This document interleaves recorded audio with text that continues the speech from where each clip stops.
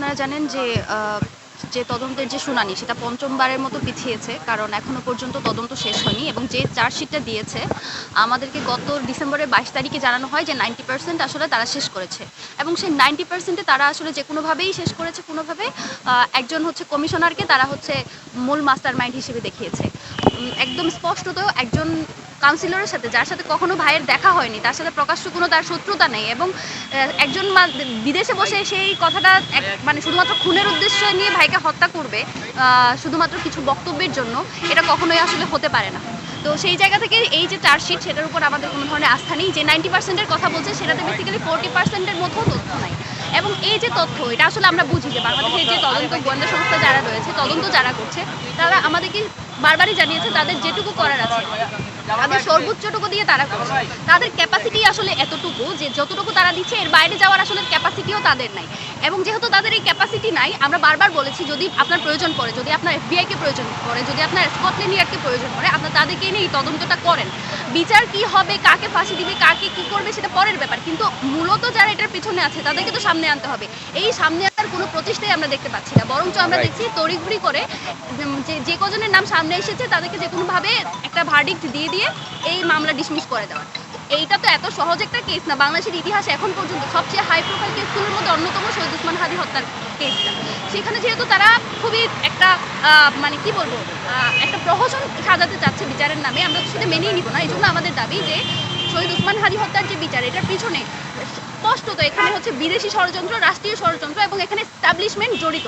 স্পষ্টভাবে আবার বলছি, এখানে এস্টাবলিশমেন্ট জড়িত। কারণ এখন পর্যন্ত আমাদেরকে এস্টাবলিশমেন্টের তরফ থেকে কোনো ধরনের সহায়তা করা হচ্ছে না। আপনারা জানাজার দিন দেখবেন সকল প্রোটোকল ভেঙে দেওয়া হয়েছে। যখন তার লাশটা নিয়ে যাওয়া হচ্ছিল দাফনের জন্য, একেবারে অরক্ষিত অবস্থায় তার লাশ এইখান পর্যন্ত এসেছে, তার কবর পর্যন্ত এসেছে। এই জন্য আমরা সন্দেহ করছি এইখানে বাংলাদেশে তার যে বিচার সেটা মানে ভালোভাবে হবে না, সেটার একদম পূর্ণাঙ্গ তদন্ত বাংলাদেশে সম্ভবই না। এজন্য আমরা জাতিসংঘের তদন্ত আহ্বান করছি এবং এটা একমাত্র সম্ভব হবে যখন ডক্টর মোহাম্মদ ইউনূস জাতিসংঘ বরাবর একটা লেটার লিখবে। এটা তার জন্য কোনো ব্যাপারই না, যেহেতু তিনি ওসমান হাদীকে ধারণ করেন, আমরা বিশ্বাস করি তিনি এই কাজটা করবেন, কিন্তু তার পর্যন্ত আমাদেরকে পৌঁছাতে দেওয়া হচ্ছে না। শহীদ ওসমান হাদীর ওয়াইফ এবং তার সন্তান তার একটা অ্যাপয়েন্টমেন্ট চেয়েছে।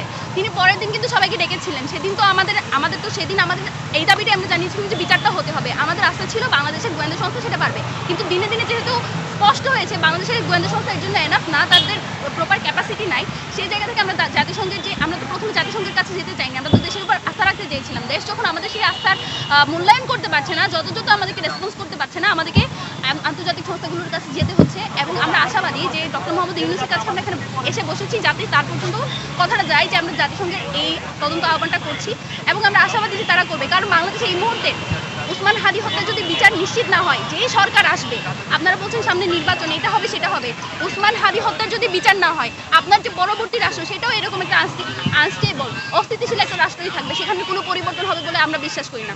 বাংলাদেশের যে ইনসাফের যাত্রা সেটা শুরু হবে শুধুমাত্র ওসমান হাদী হত্যার বিচার দিয়ে এবং সেটা নিশ্চিত করতে হবে। এই জন্য আমরা আজকে এখানে বসেছি। এখানে আমাদের উপর যাই হয়ে যাক আমরা এখান থেকে সরবো না। খুব বেশি হলে আপনারা আমাদেরকে মেরে ফেলবেন, এটা আমাদের অন্তিম, আমাদের একদম যে লাস্ট সেটা হচ্ছে মরে যাওয়া। মরে যাওয়া ছাড়া তো আর কিছু করতে পারবে না, করলে করুক, আমাদের কিচ্ছু যায় আসে না।